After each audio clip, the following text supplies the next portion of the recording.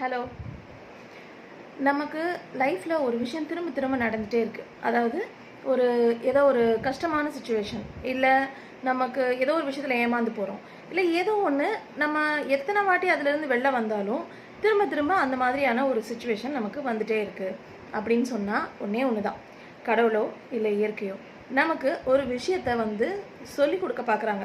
அதாவது இந்த மாதிரி ஒரு சுச்சுவேஷன்லேருந்து நீ ஒரு விஷயத்தை கற்றுக்கணும், இனிமேல் நீ இதை பண்ணக்கூடாது அப்படின்னு அவங்க நமக்கு அது மூலமாக ஒரு பாடத்தை சொல்ல பார்க்குறாங்க. ஆனால் நம்ம அதில் இருக்க பாடத்தை கற்றுக்காம அதுலேருந்து வெளில வரதை மட்டும் பார்த்துட்டு திரும்ப அதே விஷயத்தை போய் பண்ணோம் அப்படின்னு சொன்னால் நம்ம லைஃப்பில் அந்த மாதிரியான சுச்சுவேஷன்ஸ் திரும்ப திரும்ப அமைஞ்சிட்டே இருக்கும்.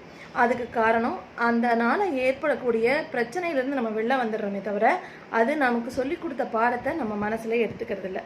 ஒன்ஸ் அந்த பாடத்தை நம்ம மனசில் எடுத்துட்டோம் அப்படின்னா அடுத்ததாக நம்ம லைஃப்பில் அந்த சுச்சுவேஷன் வரவே வராது.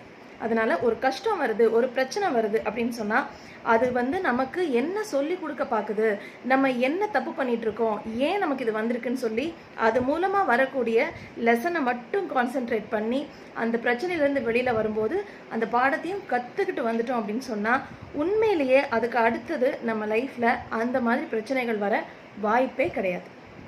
தேங்க்யூ. பாய்.